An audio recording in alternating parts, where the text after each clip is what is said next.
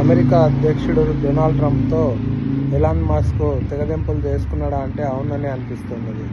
ఎందుకంటే భారతదేశంలో పెట్టుబడులు పెట్టకండి, అమెరికాలోనే పెట్టుబడులు పెట్టండి, అమెరికాలోనే ఇండస్ట్రీస్ పెట్టండి అని చెప్పేసి ఇప్పటికే ఎలాన్ మస్క్తో పాటు టెస్లా కంపెనీ యజమాని కూడా చెప్పడం జరిగింది.